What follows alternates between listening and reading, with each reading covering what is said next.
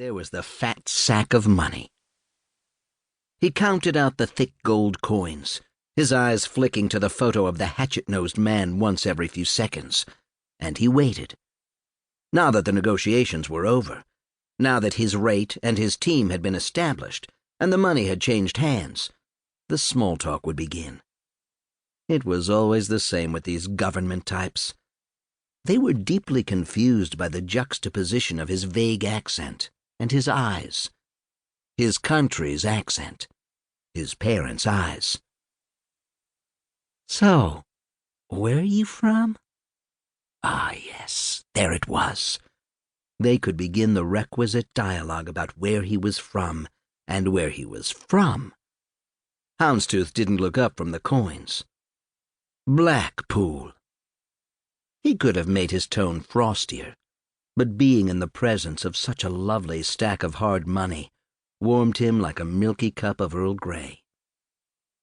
When the agent didn't immediately respond, Houndstooth paused in his counting, placing a mental finger next to the number 4,000. The agent was staring at him with such blue eyes, such attentive eyes. "You don't sound British," the agent said quietly. Houndstooth found himself intrigued by the catch in the young man's voice. "Yes, well," Winslow Houndstooth replied with a crocodile grin. "I suppose my accent's almost gone by now. I've been in Georgia for some time. I came to the States to be a hopper, and once I tasted my first Georgia peach—" He reached across the table to touch the agent's arm, scattering the photos. "It was just too sweet for me to leave." The federal agent's cheeks reddened, and Houndstooth's smile grew. He didn't move his hand. "I do so love the peaches down here." Winslow Houndstooth left the federal agent's office an hour and 47 minutes later, smoothing his hair with an elaborately carved comb. He eased the door shut behind him with a small smile. That young man would need to take a nap for the rest of the afternoon. The sack of gold coins was heavy, and he divided it evenly into each of Ruby's saddlebags. She could have carried the weight on one side easily. $8,000 in U.S. government gold would hardly wind her, but it pleased him to know that he was flanked by $4,000 on each side. He swung himself into the kneeling saddle on Ruby's back. She grunted at him. Ruby had settled her bulk deep into the water-filled trench next to the hitching post.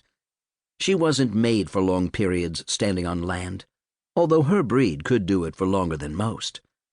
The Cambridge black hippopotamus was the finest breed in the United States, sleeker, faster, and deadlier than any other hippo on the water. Ruby wasn't bred for meat. She was a hopper's hippo, meant for herding her slower grazing cousins. Ruby was onyx black and lustrous. She looked like a shadowy, lithe version of a standard hippo. She stood 5 feet tall at the shoulder, about the height of a standard Carolina marsh tacky. Although horses, tackies included, were rare, ever since the marsh expansion project had rendered their thin legs a liability on the muddy, pocked roads. Her barrel chest swung low to the ground over short legs, perfect for propelling her through marshy waters when her rider needed to round up wayward hippos on the ranch. She grumbled on land, but could carry Houndstooth up to 10 miles overland between dips in the water, another marker of her superior breeding. Her cousins could only do 6 miles, and that only under duress. Fortunately, she was rarely out of the water that long. "I know, girlie, I shouldn't have left you out here by yourself for so long, but you know I just can't resist blue-eyed boys." Houndstooth patted Ruby's flank, and she let out a little rumble, standing under him and dripping freely for a few moments. She lifted her broad, flat nose briefly and yawned wide. Her jaw swung open by nearly 180 degrees, revealing her wickedly sharp, gold-plated tusks. They gleamed in the late afternoon.